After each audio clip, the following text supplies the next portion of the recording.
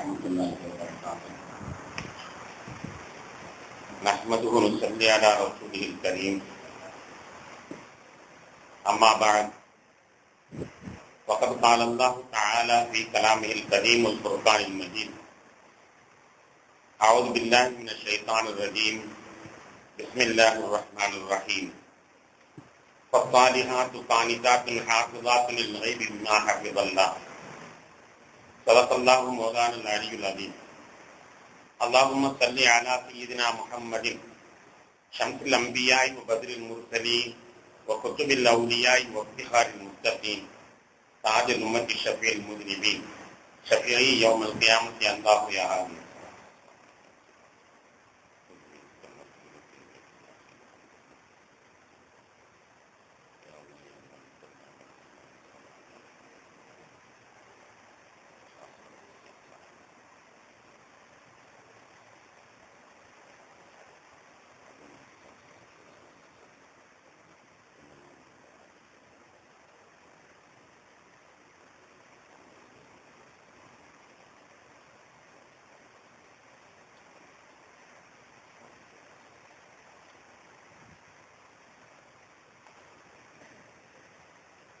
கண்ணியத்திற்கும் மதிப்பிற்கும் உரித்தான பெரியோர்களே, சகோதரர்களே, அல்லாஹ்வின் பேரருளால் 7ஆம் நாள் தராவீஹ் தொழுகையை நிறைவு செய்துவிட்டு அமர்ந்திருக்கிறோம்.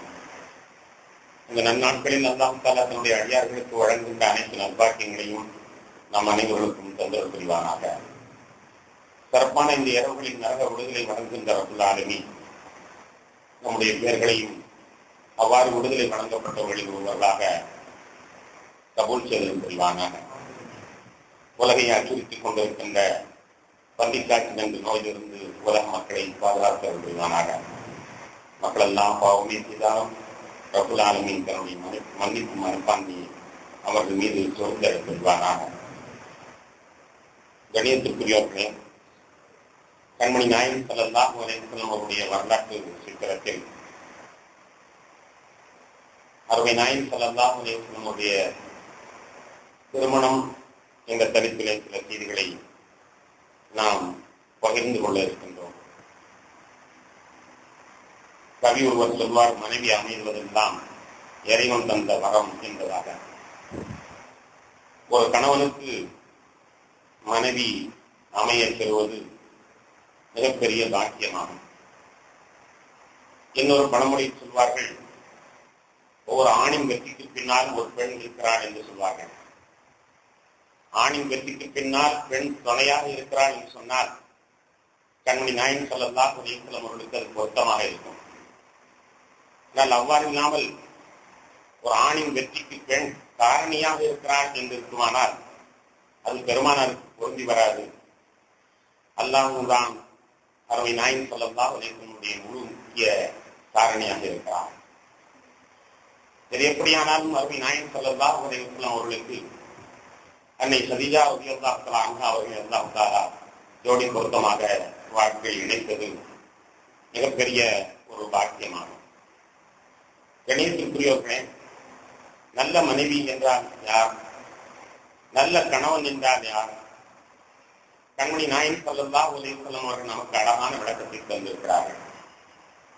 நல்ல மனைவிக்கு இலக்கணம் சொல்கிற பொழுது வள்ளுவர் கூட இப்படி சொல்வார், தெய்வம் தொழாள் புனல் தொழுதழுவாள் பெய்யன பெய்யும் மழை என்பதாக.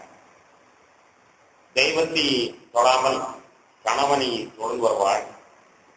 அவள் வீதியிலே வந்து நின்று கொண்டு மழையை பெய் என்று சொன்னால் பெய்யும் என்று நல்ல மனைவிக்கு இலக்கணமாக வள்ளுவர் இத்தகைய சித்தாந்தத்தை சொல்வார்.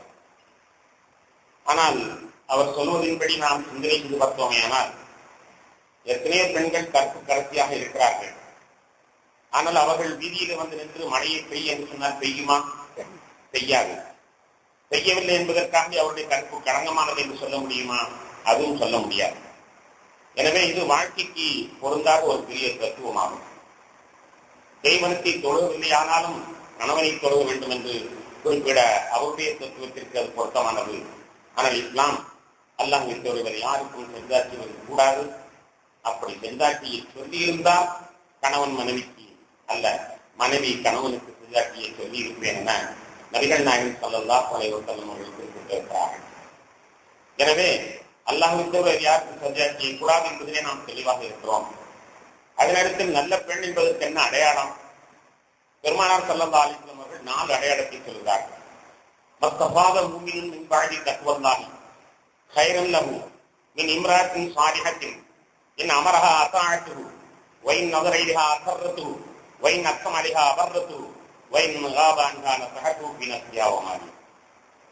ஒரு நல்ல பெண் என்பதற்கு நபிகள் நாயகம் ஸல்லல்லாஹு அலைஹி வஸல்லம் அவர்கள் 4 அம்சத்தை எடுத்துச் சொல்கிறார்கள். இறையச்சத்திற்கு பின்னால் ஒரு மனிதனுக்கு கிடைக்கின்ற பாக்கியங்களில் மிகச்சிறந்த பாக்கியம் இந்த 4 அம்சம் கொண்ட ஒரு மனைவி அமைவு. நம்முடைய துணைவியிடத்தில் இப்படி 4 அம்சம் இருக்குமானால் நாம் உண்மையிலேயே இறையச்சைக்கு அடுத்த பெரும் பாக்கியத்திற்கு சொந்தக்காரர்களாக இருக்கிறோம் என்பதை நாம் உரைகளாக பெற்றுக்கொள்ளலாம். ஒன்றாவது, கணவன் ஏவினால் கட்டுப்பட வேண்டும். 2வது, கணவன் பார்த்தால் அவனுக்கு மகிழ்ச்சியை தர வேண்டும். 3வது, கணவன் சத்தியமிட்டு சொன்னால் அந்த சத்தியத்தை காப்பாற்ற வேண்டும். 4வது, கணவன் வெளியில் சென்று விட்டால் அவனுடைய பொருள்களையும் பாதுகாக்க வேண்டும், தன்னுடைய கற்பையும் பாதுகாக்க வேண்டும். இந்த 4 சிறப்பம்சங்கள் இருந்தால் அந்த பெண் சிறப்பான பெண். அதற்காக வேண்டி வெளியில் நின்று கொண்டு மழையை பொழி என்று சொல்ல வேண்டும் என்ற உயர்ந்த கஷ்டங்களை எல்லாம் பெருமானார் ஸல்லல்லாஹு அலைஹி வஸல்லம் அவர்கள் தரவில்லை. பெண்களுக்கு மிக சிறப்பாக 4 அம்சங்களை சொல்கிறார்கள். ஏவினால் கட்டுப்பட வேண்டும், பார்த்தால் மகிழ்ச்சியை தர வேண்டும், ஆணையிட்டால் அந்த ஆணையை காப்பாற்ற வேண்டும், வெளியூர் சென்று விட்டால் வெளியிலே சென்று விட்டால் அவனுடைய உடைமைகளையும் பாதுகாத்துக் கொள்ள வேண்டும், தன்னுடைய கற்பையும் பாதுகாத்துக் கொள்ள வேண்டும். சாதாரணமாக இந்த பெண்கள் இதை அனுஷ்டிப்பது தரமான ஒரு காரியம் அல்ல. அப்படி ஒரு பெண் நமக்கு கிடைத்திருக்குமானால் இறையச்சத்தை அடைத்து நமக்கு கிடைத்த ஒரு பெரிய பாக்கியம் என்பதாக கொள்ள வேண்டும் என நபிகள் நாயகம் ஸல்லல்லாஹு அலைஹி வஸல்லம் சொல்கிறார்கள். அதைத்தான் நான் ஆரம்பத்தில் வாசித்த வசனத்தின் வாயிலாக 4:34 வசனத்தில் அல்லாஹ் சொல்வான், என்று இந்த கருத்தை அல்லாஹ் தஆலா அந்த வசனத்தின் வாயிலாக சொல்லி தருவான். கண்ணியத்திற்குரியவர்களே, அப்படியானால் நல்ல கணவனுக்கு என்ன இலக்கணம்? பெருமானார் ஸல்லல்லாஹு அலைஹி வஸல்லம் அவர்கள் ஒரே வரியிலே சொல்லியிருக்கிறார்கள். 4 அம்சங்கள் கூட சொல்லவில்லை. ரொம்ப கஷ்டப்பட வேண்டிய தேவையில்லை. ரொம்ப சிம்பிள், ஒரே ஒரு அம்சம் தான். நல்ல கணவன் என்பதற்கு நபிகள் நாயகம் ஸல்லல்லாஹு அலைஹி வஸல்லம் சொல்கிற ஒரே ஒரு இலக்கணம், ஹைருக்கும் ஹைருக்கும் பிஅஹ்லிஹி. உங்களுடைய மனைவியிடத்தில் சிறந்தவர் என்ற பெயரை பெற்றுவிடுங்கள், அது போதும். நீங்கள் சிறந்தவர். மனைவியிடத்தில் சிறந்தவர் என்ற பெயரை பெற்றுவிட்டால் அது போதும் என்று நபிகள் நாயகம் ஸல்லல்லாஹு அலைஹி வஸல்லம் சொல்கிறார். அதனால அது கொஞ்சம் தரமான காரியம்தான். ஏனென்றால் வெளியூர்ல நாம் செல்கிறோம், பகலெல்லாம் வெளியில் செல்கிறோம். வெளியில் சென்று விட்டு அங்குள்ள காயங்கள், அங்குள்ள டென்ஷன்கள், அங்குள்ள பிரச்சனைகள் இதையெல்லாம் எவடா கிடைப்பாவ தலையில கொட்டுவோம் என்றுதான் வீட்டுக்குள் நுழைவோம். நுழைந்த உடனே அப்பாவி பெண் அந்த மனைவி இந்த பேரில் இருப்பாள். எனவே அவளிடத்தினுடைய எல்லா உணர்வுகளையும் எல்லா டென்ஷன்களையும் சேர்த்து அவளிடத்தில் தாக்குதல் மேற்கொள்வதுதான் கணவர்களுடைய பழக்கமாக இருந்து கொண்டிருக்கிறது. மனைவியின் மீது கோபப்படுவது, மனைவியின் மீது தன்னுடைய எல்லா விதமான உணர்வுகளையும் கொட்டி தீர்ப்பது என்பது மனிதர்களுடைய பழக்கமாக இருக்கிறது. ஆனால் நபிகள் நாயகம் ஸல்லல்லாஹு அலைஹி வஸல்லம் சொல்கிறார்கள், உங்களுடைய மனைவியிடத்தில் நீங்கள் சிறந்தவர் என்ற பெயரை பெற்றால்தான் நீங்கள் சிறந்தவராக ஆக முடியும். சிறந்த கணவன் என்பதற்கு பெருமானார் ஸல்லல்லாஹு அலைஹி வஸல்லம் அவர்கள் சொல்லுகின்ற எடுத்துக்காட்டாகும். கண்ணியத்திற்குரியவர்களே, ஒரு ஆத்ம பரிசோதனை. ஒவ்வொருவருமே ஒரு ஹதீஸ் என்று கேட்டால் அது இப்படி நாம் அமல் செய்ய வேண்டும், ஆக்கி வேண்டும் அல்லவா? ஒரு சின்ன ஆத்ம பரிசோதனை நாம் செய்து கொள்ள வேண்டும். நம்முடைய மனைவிட்ட நாம் டைரக்டா கேட்கக்கூடாது. டைரக்டா கேட்டா இந்த நிமிஷம் அடிச்சாங்க அடிச்சு வாங்க, நீங்க நல்லா தான் இருப்பீங்கன்னு அவங்க பயந்துட்டு சொல்லிடுவாங்க.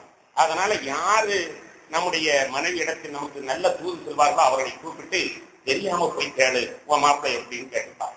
உன் மாப்பிள்ளை எப்படின்னு கேட்டுப்பாரு.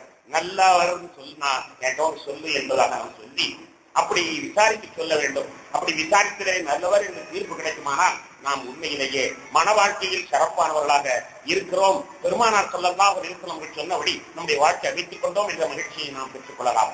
அப்படி இல்லாமல் இருக்குமானால் காலம் கடந்து விடவில்லை.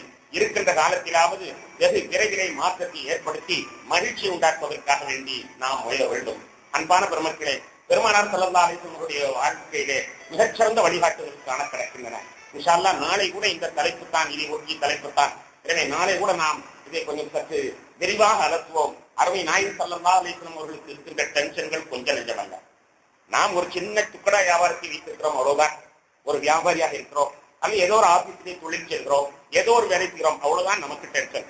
ஆனால் பெருமானார் ஸல்லல்லாஹு அலைஹி வஸல்லம் அவருடைய டென்ஷன் எப்படிப்பட்டது?